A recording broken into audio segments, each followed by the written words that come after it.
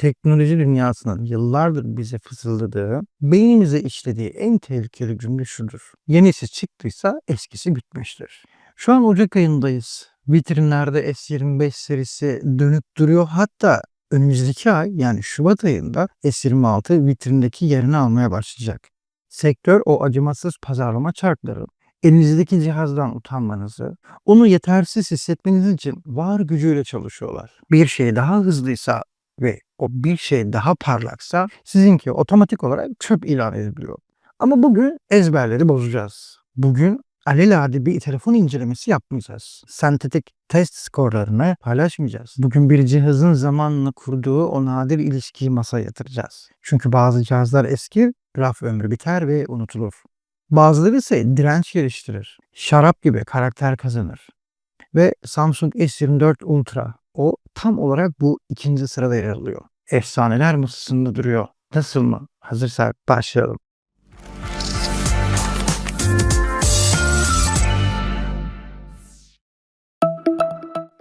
Tasarım estetik değildir arkadaşlar. Tasarım bir niyet beyandır. Bir karakterin dışa vurumudur.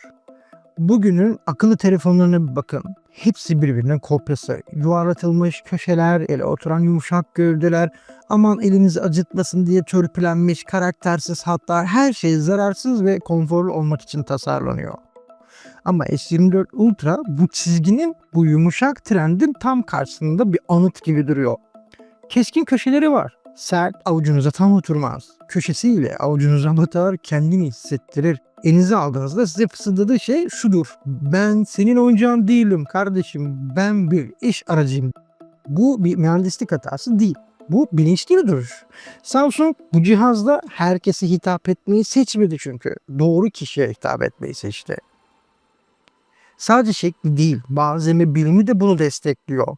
Titanium Grade çerçevesi ve o dönem o devrim yaratan, şimdi değerini daha iyi anladığımız Gorilla Armor ekran. Bakın S25'te veya rakiplerinde ekranlar parıl parıl parlarken bu cihazın ekranı ışığı yutuyor. Simsiyah, yansıma yok.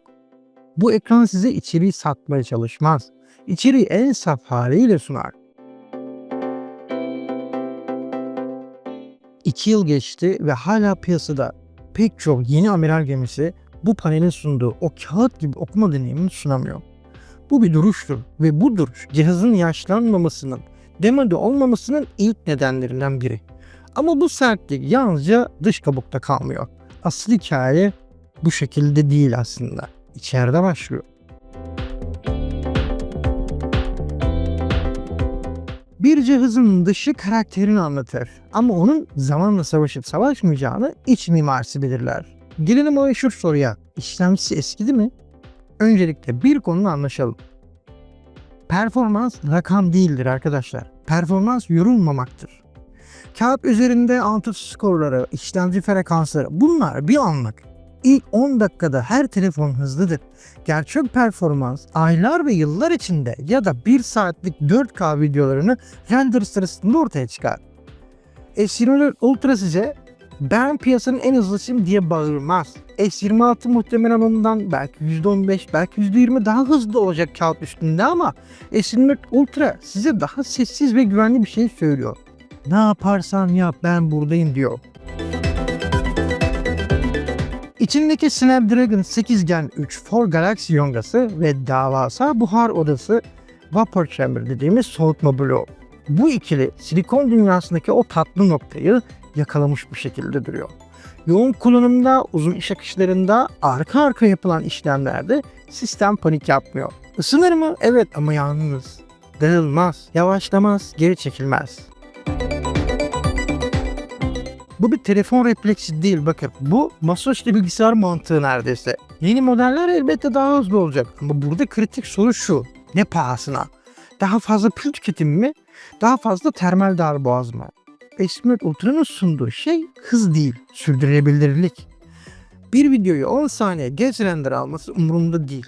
Umurumda olan o videoyu render alırken uygulamanın çökmemesi. O yüzden eski işlemci argümanı sadece kağıt üstünde kalır. Çünkü bu motor bu kasayı daha yıllarca sıklar. Peki ya herkesin dilinden o düşmeyen konu kamerası? İşte asıl yanlış anlaşılma buradan başlıyor. Kamera sayılarla anlatılmaz. Kamera bir bakış açısıdır. Bakın S24 Ultra'yı seleflerin karşısında hala diri tutan şey 200 megapiksel olması değil. Onu farklı yapan şey optik otoritesidir. Bugün sektör maliyeti düşürmek için lensleri küçültüp işi yapay zekaya ve yazılımsal kırpmaya, yıkmaya çalışıyor. Samsung ise bu cihazla fizik kurallarına yatırım yapıyor. Gerçek cam, gerçek optik, gerçek periskop lensler mevcut. Sonuç ne biliyor musunuz? S24 Ultra size sahneye göstermez, sizi sahnenin içine alır. Konserde en arkadaysanız sahneye size dijital bir çamur olarak gelmez. Optik bir netlikle gelir. Sokakta yürüyorsanız detaylar yapay zeka boyaması da değil, fotonların sensöre düşüşüyle size teslim olur. Video tarafında ise mesele bir tüketici elektroniği olmaktan çıkıp prodüksiyon ekipmanı olmaya evriliyor. Otomatik modlar herkes için elbette. Teyzem de çeker, amcam da yeğenim de. Ama manuel kontrol niyet ister, bilgi ister arkadaşlar. S24 Ultra'nın Pro video modu size iPhone'un bile vermediği o ham kontrol verir. Işığı, gölgeyi, enstantaneyi, ses yönünü yönetenlere seslenir. Bu yüzden bu kamera herkes için en iyi değildir. Ama bilen için elindeki en güçlü silahtır ve fizik kurallarını eskitmez dostlar. Sensörler eskiyebilir ama iyi bir lens her zaman iyi bir lenstir. Ama S24 Ultra'nın zamansızlığını asıl garantileyen şey ise kamerada da işlemcide de değil, gövdesinde sakladığı o ince çubukla gizli. S Pen bu cihazda nostaljik bir aksesuar değil. O bir zihinsel geçiş anahtarı.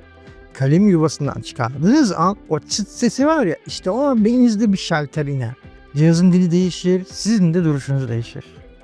Bu noktada telefon Instagram'da kaydırma yaptığınız bir eğlence kutusu olmaktan çıkar, bir çalışma yüzeyine, bir atölyeye dönüşür. Sözleşme imzalamak, mimari bir taslağa not düşmek, video kurgusu gibi hassas kesme işlemlerini yapabilirsiniz.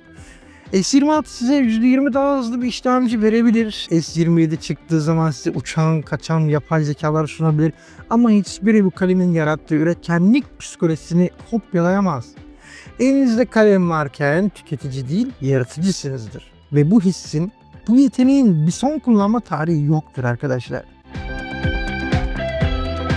Ve şimdi geriye tek bir soru, tek bir hesap kalıyor. Fiyat ve mantık.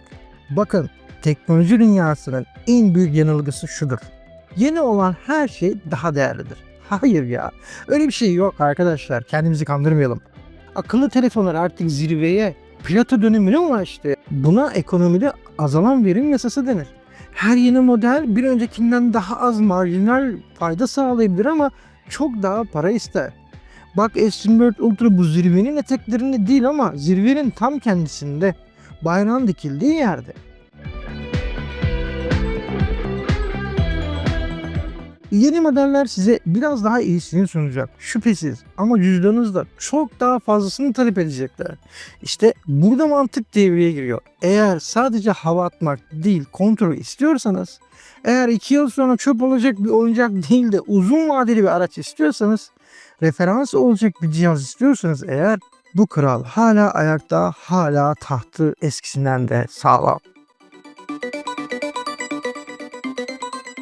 Bu videoyu S24 Ultra eskidiği için çekmedim. Aksine değerini şimdi bu karmaşık piyasada daha net gösterdiği için çektim. Bazı cihazlar eskir, bazıları ise klasik olur. Ve Samsung S24 Ultra bir klasiktir. Ve şimdi top sizde.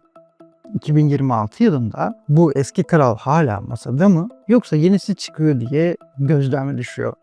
Yorumları yazın, tartışmaya başlatalım. Bir sonraki videoda görüşmek üzere. Hoşça kalın.